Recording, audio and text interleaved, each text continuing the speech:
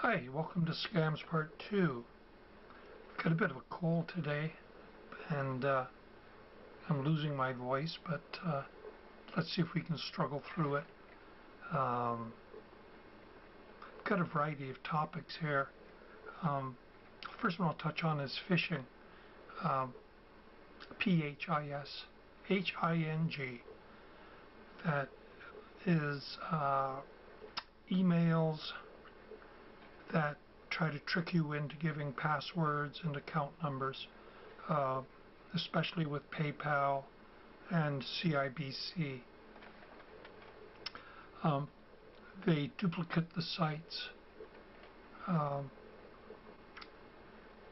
in an uncanny fashion that makes them look very believable. Often the English and grammar will have quite a few mistakes in it, but basically they tell you that they are updating their accounts for security reasons and to click on a link.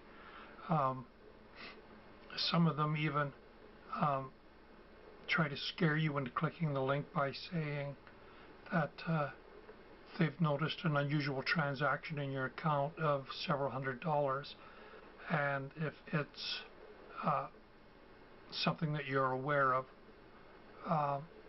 you need to take no action. But if it's something that was done without your approval, you click on the link. Of course, it's something that you never approved.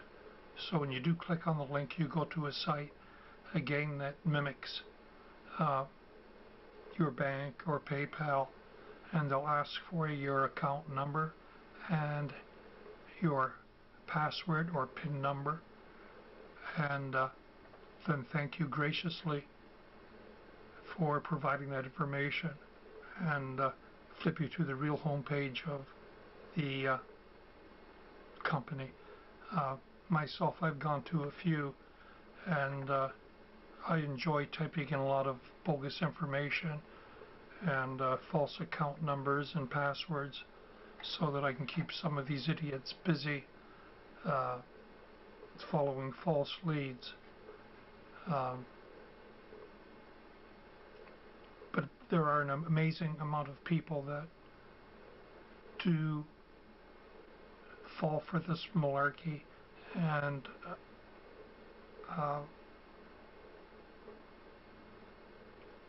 that's, I guess, the purpose of these videos, is try to get the word out that we can inform that small percentage of the population that's not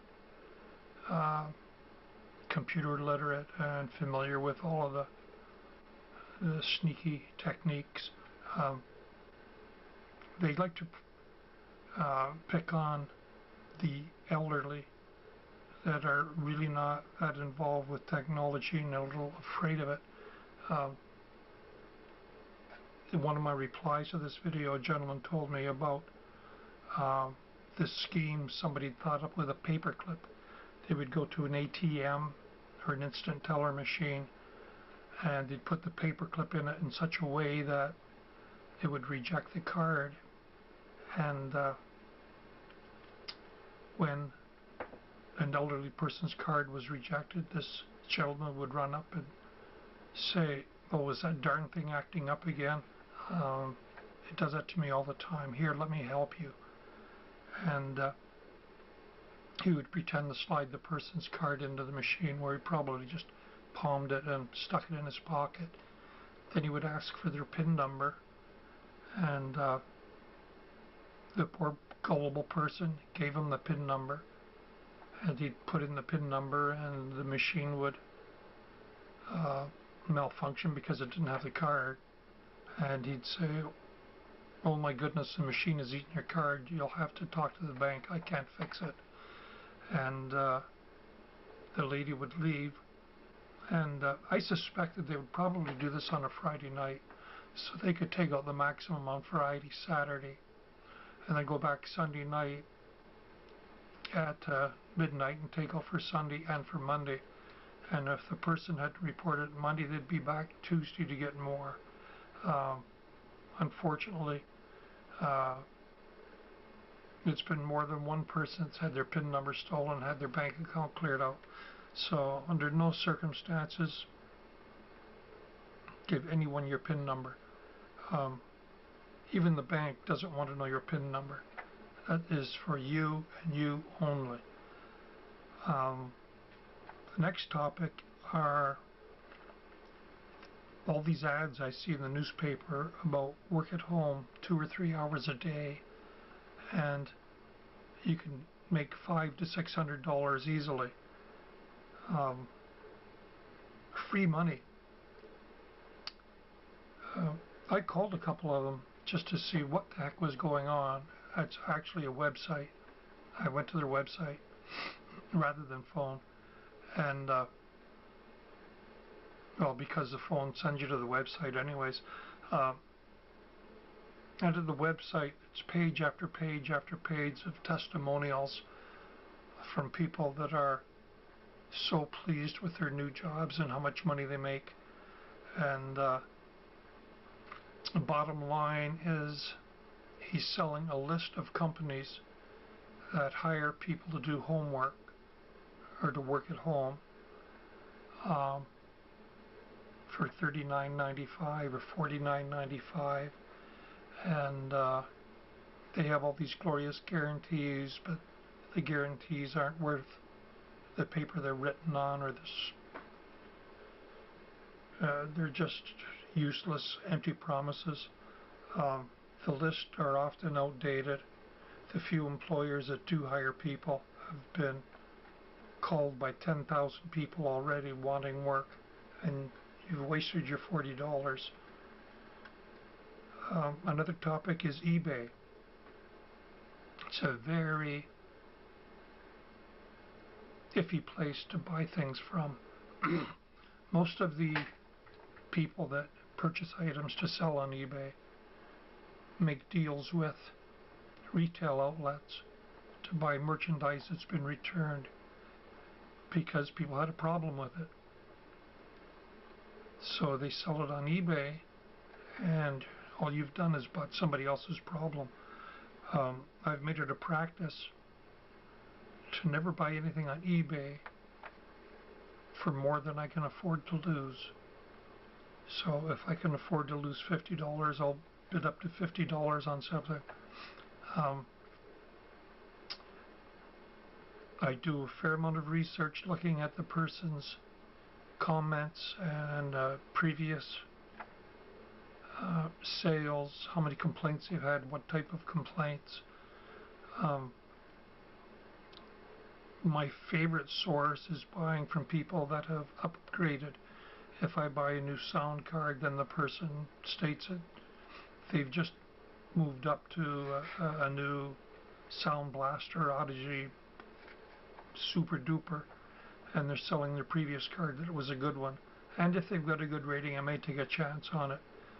But again, my golden rule for eBay is never to spend more than you can afford to lose, because eventually you're going to buy something that is going to cost more to fix than it's worth.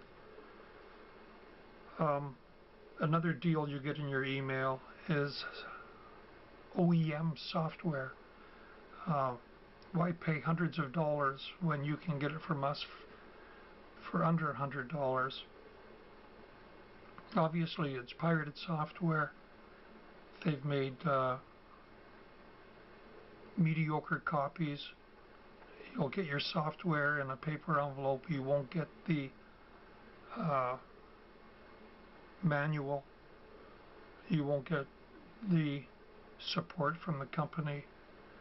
And if there's a verification process, often the software can't be verified and it becomes useless. It happened to my doctor. He makes a ton of money too, but he decided to save a few dollars, so he got XP Pro off the internet for $39.95, installed it on his system, and the serial number wouldn't work. They wouldn't verify. He ended up tossing it in the garbage and buying the legitimate piece. of software. Most of it is made in China, Brazil, and Russia. I was reading up on it tonight on the internet. I found it interesting that Russia has jumped into that market. And speaking of markets, a quick spiel on the stock market. In my spam email account, it is swamped with email about the stock market. Basically, we hope you listened to our tip from last week, because it went from 3 cents a share up to $10 a share. We hope you cashed in on it. If not, it's not too late. Here's another stock that is selling for only 8 cents a share right now. We recommend you buy hundreds of thousands of shares, and it's a gold mine, and there's no way you can lose. What the scam is here is that these people have bought 500,000, 1 million shares at 2 cents a share, and then they flood the internet, the newspapers, the media, telling people that this stock is hot to buy it. And because of supply and demand, once people start to buy it, the price goes up. And as soon as it peaks, these people sell their million shares, the price of the stock plummets back down to half a cent. You run to your broker and say, sell it, sell it. Nobody wants it. You might as well use it to paper your walls with, because you've got a bunch of useless stocks. So beware of these get-rich-quick schemes. I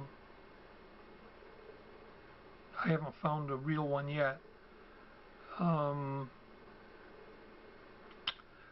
mentioned in my last video I was going to talk about 419 Eater, a website that I like to amuse myself on. I'll talk about it briefly. The purpose of the site and the people that run it is to keep the scammers busy with their games so that they can't pick on real people.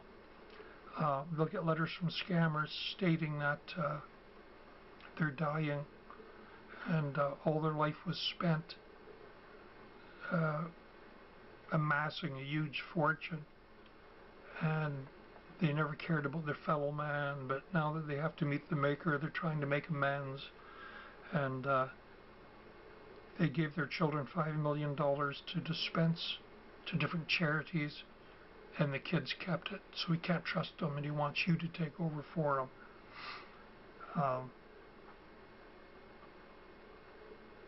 And that exact scam, the scam eaters wrote back that they were too busy to help him out, but he was an art dealer, and if the person knew of anybody that could carve wooden works of art, that he was interested in hiring some on, and that his company gave out bursaries of 25 to 50,000 pounds.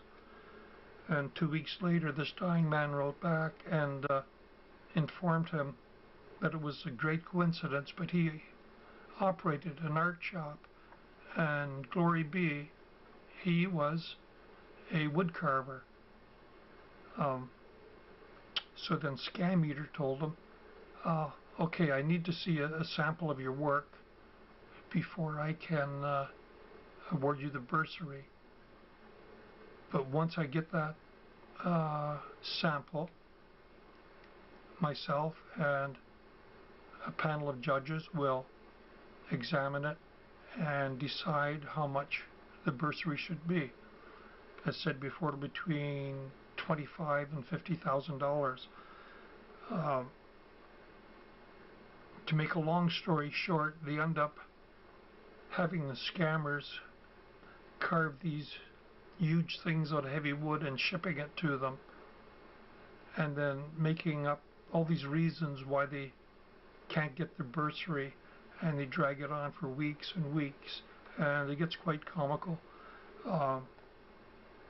In fact, they've had a few scammers go out and get tattoos that was marked that they'll carry for life. They say don't feel sorry for these scammers though, because they've taken millions and millions of dollars from unsuspecting people. And believe it or not, in 2005 there were 12 Americans that disappeared in Nigeria that had gone over to get their money back, and they run into people that were a lot tougher than they expected. They ended up with a bullet in their head. And this site warns you, if you get a scam letter, just delete it and don't play games with them. You have no guarantee that they don't have friends in a nearby city, and if you make them angry enough, they might track you down. The people that do play games with them are well versed in their methods, and they know how to protect themselves. As far as you and I, we can read the scam letters and laugh at them, but that's the end of it. Just delete them. My voice is just about gone, so I think I'll wrap it up for tonight, and I'll come up with some new scams for part 3. So until next time, don't take any wooden nickels. Bye bye.